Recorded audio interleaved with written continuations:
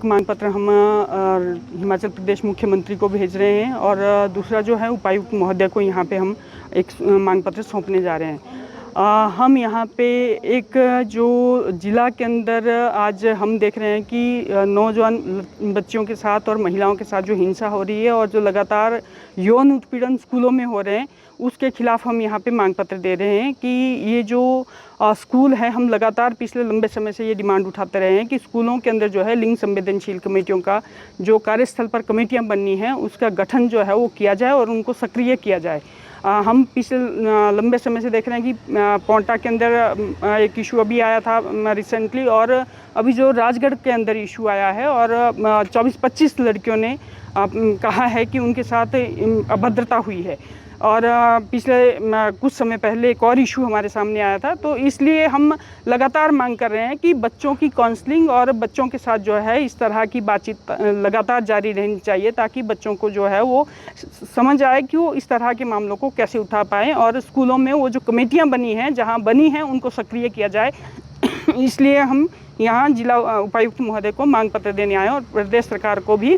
अपना मांग पत्र जो है वो भेज रहे हैं कि हर जगह पे इन कमेटियों को दुरुस्त किया जाए।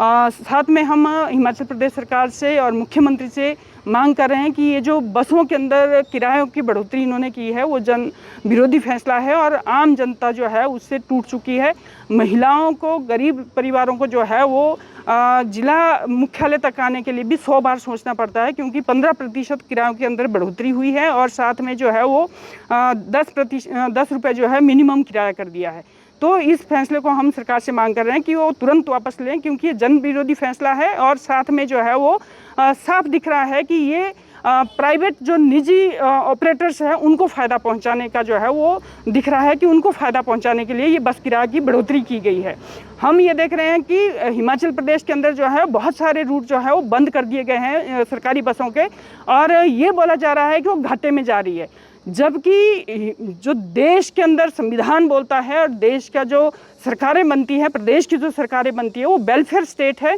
हमारा जो देश है वो कल्याणकारी राज्य के अंदर आता है और कल्याणकारी राज्य का जो सवाल है वो मुनाफे के लिए कोई भी सरकार जो है नहीं बनती है, वो जनता को सेवा देने के लिए बनती है। और इसीलिए जो है वो सरकारी दफ्तर, सरकारी सरकार और सरकारी जो संसाधन है वो जनता के लिए होते हैं। और इसलिए हम मांग करते हैं कि ये जो मुनाफे और घाटे का मामला है वो जनता के साथ ना खिलवाड़ ना किया जाए, और ये जो बस रूट बंद किए गए हैं उनको दोबारा बहाल किया जाए। यहाँ पे हमारे साथ आए हैं जो एक चिया ममियाना स्कूल जो है वो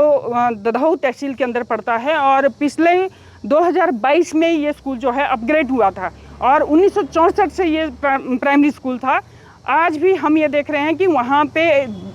3 साल होने के बावजूद भी वहाँ एक कमरे के अंदर 3 क्लासें जो है वो टीचरों को चलानी पड़ रही है, क्योंकि वहाँ बच्चों के लिए जो पर्याप्त मात्रा में बिल्डिंग नहीं है, वहाँ स्कूल के कमरे नहीं हैं। और पिछले साल जो है वो उसके लिए सैंक्शन भी हुए थे, सरकार ने सैंक्शन किया था कि उसके लिए बजट प्रावधान होगा, परंतु अभी तक जो है वो बजट नहीं दिया गया है, बजट रिलीज़ नहीं किया गया है, और उसका जो भुगतान है वो बच्चों को भुगतना पड़ रहा है और टीचरों को वहाँ पे भुगतना पड़ रहा है। और हमारी मांग यही है कि जल्द से जल्द स्कूल का जो सैंक्शन लेटर है उसका फंड दिया जाए। हम स्कूल प्राइमरी स्कूल का एक कमरा दिया हुआ है, जो कि वो भी बरसात में टपकता है।